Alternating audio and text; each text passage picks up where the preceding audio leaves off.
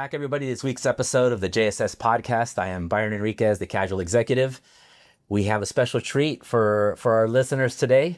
We have a special guest, Marco Andrade. And I can't say, it's just an interesting one just because we've met a couple months ago now, right? And Marco's in title, sales guy. Just, he's a cool guy. And that's the reason why we wanted him having the show today. Mainly just because love his vibe, love the personality, love his work ethic, and love just kind of the approach to sales. So wanted to have a conversation and just kind of introduce him to our audience. I think today is it's going to be less about title, more about business and approach and sales and leadership and things like that. So Marco, thank you for being on the show. Well, thank you for the introduction. I think we should have probably just ended right then and there, guys. I mean, I don't know if it could get any better than that. So thank you. First podcast, by the way, a little bit on the nervous side, but it's okay. That's what they made a great environment for us to kind of be able to chill. And it's 9 o'clock in the morning. Yeah. 9:30. But hi, Lisa. Hi, girls. Wait, I'm still working, girls. We're working overtime. Exactly. So, again. Don't want to make it it's not an interview. We're not sitting here grilling him about title and to get into all the legal stuff of it, because that's not our show. That's not what we do. But we like to have cool people on, right? And like we talked about, we met a couple months ago, and it to me, it's for a guy who's been in the business for, like I said, 25, almost 30 years now. Seeing this younger generation kind of really get into this, it really excites me, and seeing the new approach of how people do things in this business. I bring a very old school approach to a lot of things. And I just love talking to the younger generation about how, one of the things that stood out is, we talked about, you have a little bit of a background, transitioning into title from car sales. Yep. Right. Correct. So tell me a little bit about the differences between car sales to title sales now, and how you approach things, similarities and what's different. Yeah, great question. So for those of you that don't know, I started in the car business out of college. Nikesh, what's up? So started in the car business, and to answer your question, some similarities. What made me a good salesperson? I like to say that I'm still a pretty good, decent salesperson. Is just we're not selling title or cars to other cars. We're selling them to people. So I think genuinely being just a people person, for me, I'm an active listener. I can't multitask, but when I'm an active listener, I give you my undivided attention. And ultimately, I think experience, solution oriented, and just being genuine really kind of just was what differentiates you amongst other salespeople. Like when I was at Mercedes, I literally had clients like, Marco, I really prefer the BMW across the street, but I want to buy from you just because of the experience that they've had with me. So to answer your question, the correlation, we're still dealing with people. Now, the difference between being a B2B business versus retail, it was a huge learning curve. But I would venture to say that when people would walk into the door in a dealership, just the greeting was a little different. Hey, congratulations, Seth. Like, what are we celebrating today, Byron? Like what caused you to walk into the store? Yeah. Like, you got a promotion, or my lease is over. So there's just different variations. And in this case, it definitely was not easy joining title in the beginning. So I built my business, open houses, just popping by, right during those prime years of 2021 and just introducing myself. I remember in the beginning, I was just very nervous just walking to some of these realtors and the brokers open, because of the fact that, number one, it's showtime. They're here to sell a house, and I just kind of just happened to be there, just popping in, just introduce myself. But it's been a great experience. Yeah, but I think you hit something that's super important. And two things, I will say, you said it was a hard transition, but here in my notes, I have that we were Rockstar Rookie of the Year for the first year at Title. So Fidelity. Clearly there was not that hard of a transition, but I know you're trying to be humble and stuff, and that's cool. But I think you hit it on the head. I think it's in sales. One of the things that I first learned a long time ago was nobody wants to be sold. Totally. Right? Correct. And people, I don't like to be sold. Right? Nobody wants to be sold, right? But people do business with people that they like. Correct. Right? It's a people business, and I built a career on that. I don't sell people. It's education, and it's hey, how can I teach stuff? And sometimes I teach them too much, and people were like, you're boring me, right? But it happens. It happens. But I think and that's, to me, that's what stood out for in the conversations I've had with you also, is that it's that you're not selling me, right? But it's like, hey, bro, how's your day going? Right. And you genuinely care. Right. Right. And Sure. so talk a little bit about that. I know that, is that something that comes natural to you? Is that something you've taught yourself, or is just, hey, you know what? I enjoy people and I really want to help. Yeah. I mean, at this point of my career selling title, yes, it's a little bit more, I don't think as much anymore. And I think also because I'm a little bit more comfortable with my surrounding, plus reputation is huge in this industry. You know, when people, speak highly of you, or you made an impact in an agent's life or career, like literally put, listing opportunities or money in their pockets, not in a sense of physical money, but led them to an opportunity for them to grow their business and teach them. And it kind of just becomes a little bit more natural after a certain point. But in the beginning, yeah, I would put realtors in a pedestal, and I was so nervous around them just because I was like, oh, here comes just a dumb car salesman and trying to sell title and like, just do brand new to the industry. Like, what could you possibly be able to teach or educate one of these top producing agents? And yeah, but I mean, it's incredible now. Like a lot of my agents now call me and like, hey, I hear nothing but great things about you, Marco. I have a great relationship with my tire rep, but I need to make a business decision, or even just expand my team of members. So and I think that's so important, right? It's like you said, and I know in our kind of pre-interview we've had some conversations about some of this stuff, and you were saying that you've had agents where they have previous relationships, and you've straight out said, look, I'm not trying to steal a relationship, totally, but I'm a resource. Yes. Right. And you added value to somebody, and down the road that transition has happened where now they're your client as opposed to a previous relationship that they've had. Yeah. Right. And I know that's one of the things that in the notes that we were talking about, that is how you don't feel that you've earned the right to ask somebody for business until you've added value to them. Totally. Yeah, I like to lead by value first. I kind of feel weird asking for business that I've never really earned. I just feel like the person that they were working with deserves it, and I still stand by that, So, let's just I'll give you an example. One of my agents, they had a listing like, hey, look, congratulations on this. Are you implementing any strategies to help you leverage it?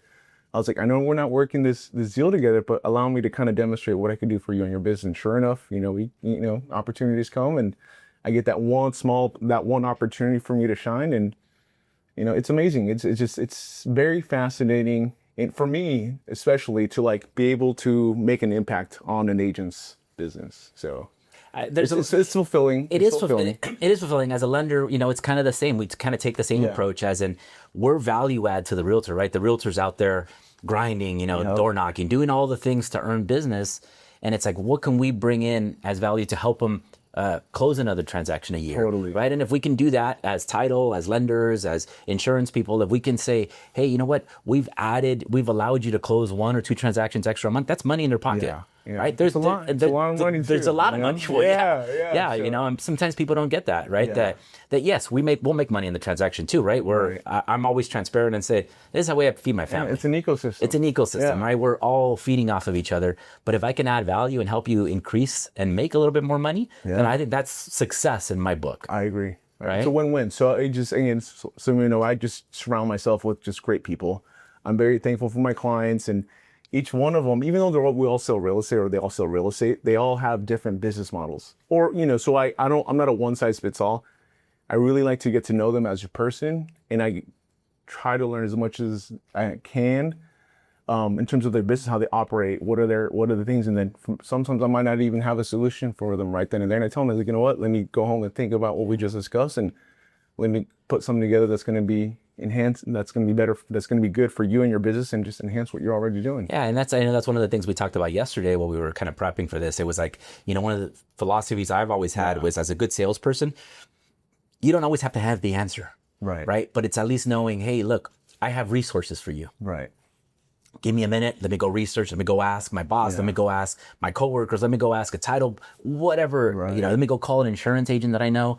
And it's that ecosystem that you've built. Yes. Right. And then each person that you add to that ecosystem can benefit from that. And that's one of the things that I've admired most about you, is just seeing you in our Wednesday kind of networking meetings, and you're just boom, boom, boom, boom, boom, connecting and touching. And it's just like, I'm like, and see, and here's where it's a little bit different, because I've been doing this a long time, right? Yeah. But I suck at that part of it. Yeah. You know, like it's just, it does not come natural to me to be able to bounce. And it's just, to me, it's a challenge do that, right? It's not my personality. It's not who I'm again, like I always say to everybody, I'm the finance bro nerd. Right. You know, if you have questions about the market and you have X, you have the yield curve and I'll, there we go. I'll talk to you about that. But it's just like that networking side of it is I struggle with. Synergy, yeah. And that's one of the things that, again, we talked about before. It's just like how involved you are in the community, how involved you are with just always going, and you have an event and you're playing golf, pickleball, gym, like all the stuff that you do. It is just, I'm like, wow, that's impressive. Yeah. Well, I mean, I burn myself out. I mean, everyone knows I call in sick at least once a month for 1 or 2 days. Not because I'm sick. I just need to recharge. But yeah, I mean, I'm 35 and I'm starting to feel like from doing all these different things all the time, which I honestly don't feel like I'm working. I'm hanging out with my friends. Like legit, that's how I feel. And I'm not trying to brown nose, but like it's what we do is it's once you get to a certain point in your career, it starts to get really fun. But in the beginning, guys, you got to have a lot of grit. Work ethics have to be on point, and just that tenacity of just kind of just. And I think not only that, but constantly evolving yourself. For me, one of the conversations we were having, I'm always studying the market, looking at interest rates, the Federal Reserve Chairman. We got Jerome Powell dropping off, and then it just, for me, it's one of the things that I really enjoy doing. But being able to translate and have those conversations and translate that into business, like that's huge. I see that as a challenge, and I love it. I really do. Yeah, no, and that's true. It's just it's just an approach, right? Yeah. And it's like you said, at the beginning, it's a grind. Yeah. That's one of the things that I get a lot of questions. People who say, "Oh, I want to get into the business," and I'm like, "All right, cool. Yeah. Let me ask you some questions ahead of time. Are you ready for this? Right. Are you ready for the 16-hour days? Right. Are you ready to work every single weekend, visiting open houses, doing all the calls and all, and again, when we started, it was very different, right? We telemarketed, we did a lot of things that is kind of evolved.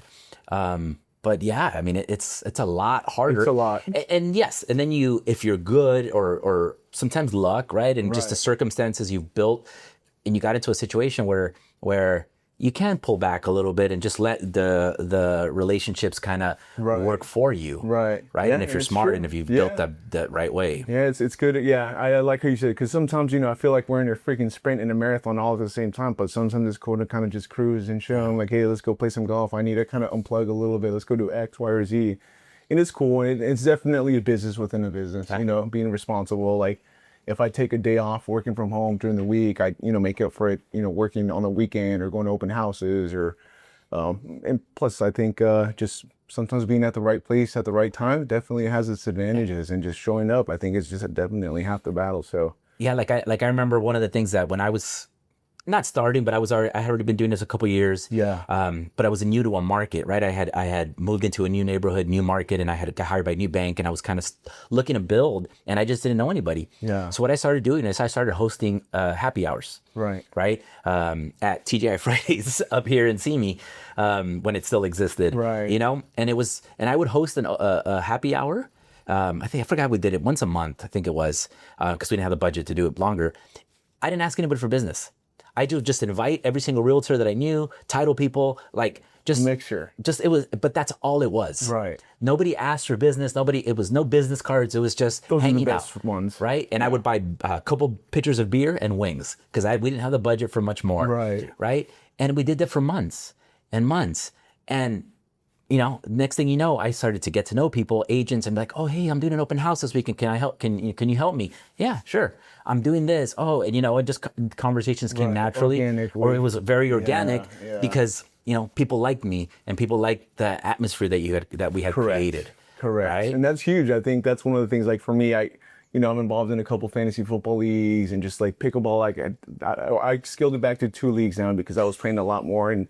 So I'm starting to reflect in my business a little bit, but I mean, it's trial and error.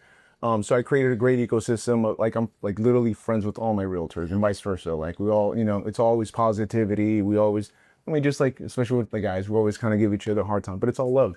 So fantasy football leagues, freaking, you name it, like pickleball, golf. Like I put a lot of people into pickleball. It's fun. It's and if you play it smart, you would also put that down as your prospecting time because you're surrounded by business owners, retirees. Like, it's a lot of fun. It's a lot of fun. So now let me ask you, somebody who's looking to get into any avenue, real estate, lending, title, insurance, right? It's all in the same ecosystem, but somebody younger, I know, we talk to a lot of people, try to mentor people. Yep. What would be your advice to somebody looking to get into this business?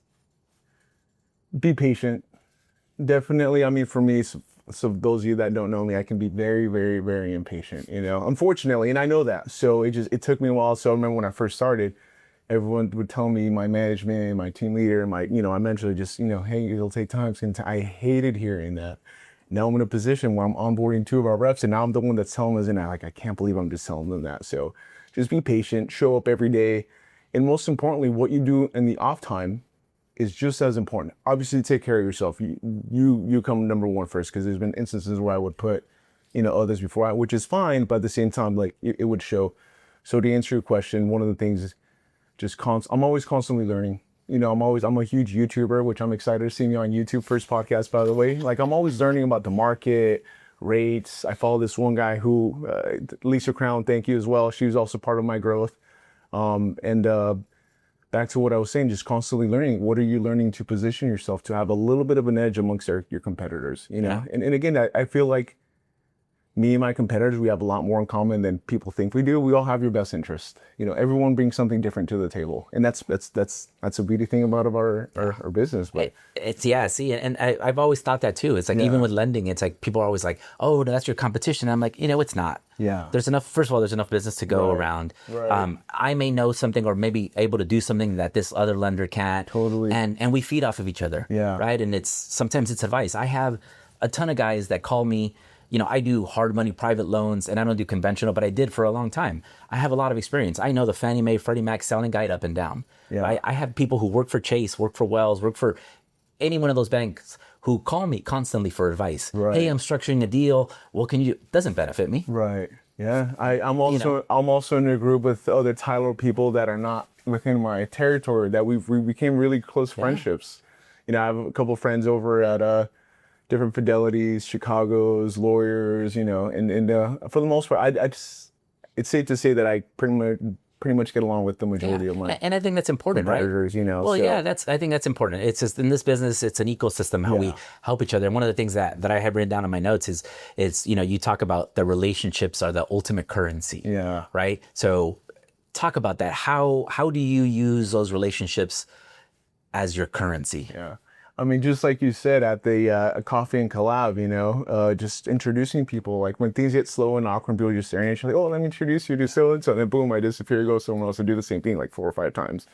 But I just think connecting the right people, like, I think that's crucial. Because I've been on the winning, not necessarily the winning side, but I've been on the benefiting side, where I introduce to someone, and then it just creates new synergy, and it's a win-win for everybody. For the most part, I see, and I think that's the value part, right? Because like we talked about, you lead with benefit. Yeah. You're not there to try to, hey, let me get a deal, let me get your title, let me get your escrow. It's yes, ultimately we want the business, right? We're full transparent about it. Well, I want your business. Yeah. But I'm gonna earn it too. But I'm gonna earn it. I'm gonna introduce you to people that are gonna help your business. And hopefully that's gonna create that synergy where ultimately you will be looking for me. And sometimes it's not on this transaction, right? It's, hey, I have a transaction that I'm having issues with. How can I help? Even if there's no benefit, right? Yeah. And it happens sometimes when the transaction's on a binder and they want a second look or opinion or an explanation. We go in there, roll up our sleeves, and be like, hey, just keep it with your title company. It's a binder. It's gonna benefit your seller, and we'll get the next one. Yeah, like I have this meme that I post every couple of years, and it's that I give free real estate advice in exchange for tacos, right? Like, buy me tacos, and I'll give you any advice, even if I'm not part of the transaction, right? And it's a joke, but it's actually true. There's a lot of people, family, friends, be like, look, I'm going somewhere else, but can you help me understand this disclosure I got? Help me understand this contract. Again, I've been doing this a long time. I'm a broker, I'm a lender, I have everything. So I've been doing this a long time, and it's like, I can give you some advice. Right. Without asking for anything in return. Yeah, and then a lot of it too, because let's say you make an impact on one agent in a certain office, and next thing you know, they're freaking rock starring in. They're like, hey, so-and-so, what is it you're doing? Honestly, I'm drinking the Kool-Aid, the blueprint that Marco created for me. And I have a question about that. I have a question about that. So when I got started in the business, I worked in a mortgage office where it doesn't happen anymore. Yeah. But lenders, like different wholesale banks, title companies would visit our office almost on a daily basis. There was somebody in the office and bringing us lunch. And I know all that stuff is you can't do anymore. That they would bring stuff in. I remember I had guys who were bringing laptops. Again, I know that's not can't happen. That was 25 years ago. But do you see value in visiting offices, or do you not and not do it at all? I mean, for me, I'm not the go around town driving around offices. If I go for an appointment or a meeting, it's with a purpose. Only because time is a valuable asset, and I feel bad when I go to a certain office and all I do is distract instead of adding value. And I hate doing that. There's a couple of agents where I try to meet outside of the office because then we get distracted. And not that having friends and having fun is of importance, but when you leave with business and value first, I think that's very important to respect your colleagues and not go in there uninvited or unannounced and just dropping a grenade and, they're working on a file or they're prospecting or, like a couple of my offices, I encourage for them to do a do not disturb kind of a sign because look, like people come in here, they're, they have mortgages, they have kids. And for me or any vendor, again, everybody's different, but any vendor go in there kind of just disrupt their workflow. For me, I find it a little rude. Yeah. So for me, when I do go into an office, it's mostly with an intention of setting an appointment or having an appointment and it just being of value. Like try not to waste any time. Maybe we can do lunch or drinks or afterwards, but for the most part, when I'm working, I try to lead with value, like 90%. See, and I think that's the difference between the way, like, again, how business was done a long time ago. There was no other way, we did email. I'm not that old, but, it wasn't texting, like that wasn't part of the business. Yeah. So every single day we had somebody, and I would hate it. I would try to shut my door if I could, right? Like you said. But I remember there was one guy from this one bank that we never almost did any business with, right? Just first of all, because he was annoying, and he would come in, go desk to desk, and grab files off your desk. Wrong. Right? This was paper files. We had folders, and he would pick them up. Yeah. And then he would go through it, even without asking you, and he would price it out and leave you a pricing rate sheet, sign it, put it on the file, move on to the next, and just go. And it was like super. Work? You know what? I have my mixed feelings about that because now I think, dude, that was intrusive. But I'm like, but that's also ballsy that he was like, look, here's my price. Yeah. I beat anybody else. Yeah. Didn't sell, didn't like.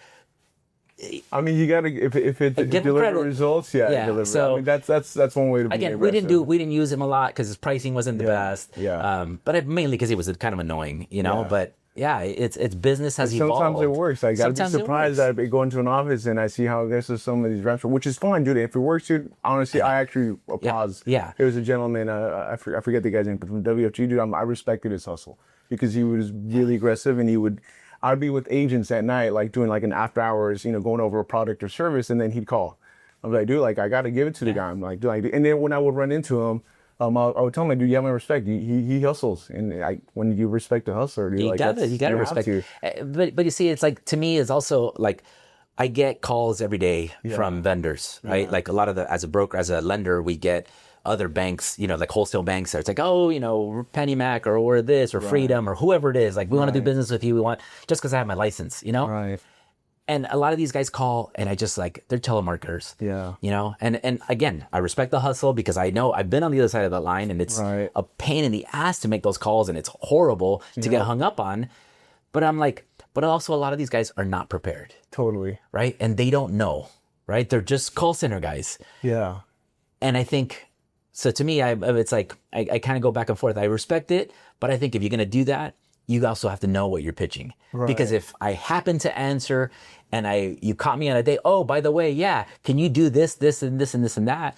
And they're like, oh, well, as a matter of fact, you're going to have to speak to one of our underwriters regarding that because I don't know. Okay, you lost my business. Right. You had that one chance. Yeah. Got to be a little more prepared. That's fun to have a little story, but I mean, when we first started, you're just hammering the phone. I did whatever it took, literally whatever it took. And then I started seeing these people out in the fields and I didn't know the name to the person I was talking on the phone. Quick little story, Jerry Rod, if you're watching, I remember he gave me like a hard no. He was kind of a little bit of a douche, excuse my language, Jerry. But now we're like homies. Like we're literally out of bar because wait a minute, you're the guys. And then he's the one that actually helped me get my first golf bag. But now we're homies. We play golf at least once a month. But we always joke about it because over the phone, this guy sounded like a freaking true professional. Not that he's not, but when you meet him, you're like, dude, you're the guy that was being kind of, rude to me a little bit. So but and it's one of the things that I tell my agents or my reps that are just starting right now, when you see someone, because you're going to start putting the names to the face on it. So when they hear from you, you give them a great conversation over the phone. Like for me, not all the times, but I try to be funny most of the time just to break the ice. And I make sure just people have a good time, when I'm around, it's always fun. And I think this business can be kind of very draining. It is. Yeah, it can. It's a roller coaster, right? Yeah. It puts you through a lot, and it puts you through a lot of emotions, and you go through a lot. And some of us older guys who've been in the business for a while, when somebody calls on us, we do put them through the Right, it's like, through the ringer. I want to see. It's like, all right, yeah, I want to see if he knows his craft and stuff. But I'm gonna ask you one final question, and we'll kind of end it with this, because it kind of piggybacks off of what you said. Yeah. So at the end of the day, when it's all said and done, when somebody says, when you're not here, somebody says, hey, I'm gonna invite Marco, or hey, Marco's coming. What do you want people to think instantly when they hear your name? What I want them to think? It's a great question. I don't know. I'm going to be honest with you, not to be rude. It doesn't matter. For me, it doesn't, because there's going to be people that are going to like you. There's going to be people that are going to love you. There's going to be people that can't stand you. But, I guess usually for the most part, I'd venture to say that it's always good, positive vibes, because again, I only work with people that there's a mutual, like sometimes when I first started, I was trying to like force everyone to like me and this and that. At a certain point is you can't really please everybody. And that's the beauty of our nature. Like if you're not mixing with person A, B, or C, we have a diversification. So to answer your question, what would I like for people to say when I'm coming? We're gonna find out. We're gonna see what the audience has to say. Yeah. Yeah, no, I agree, right? We can't please everybody, and the moment you try to please everybody, you're gonna fail. Right. And it's good. But I can say, personally, if somebody asks me, hey, Marco's coming, I'm like, cool. Yeah. We're gonna have a good time. Party's on. Yeah. Party's on. We're gonna have a good time. Yeah. And I think, to me, that's what's impressed me the most, and that's why we wanted to have you on the podcast. Yeah. Was for that, right? It's just because I think the value to bring, the energy, the excitement, the relationship building part of it, I think is something that people can definitely learn from. Yeah. I think the guys that are starting up, coming behind us, can learn from it. It's get out of your shell, talk to people. And again, I admire you. It's something that I wish I had more of. Yeah. Me being a veteran in this business, looking to finally retire, which I don't think it ever happened. But, I admire that. And I wish that's a skill set that I had more of, but bringing that energy, bringing that excitement and enthusiasm, I think that's great. And I think that's something that's very much needed in this business. That's so funny. Yeah. So two of my reps that I'm kind of onboarding, I always remind them, because it's so easy to get stuck in like the laptops and the products, which I did a lot, actually.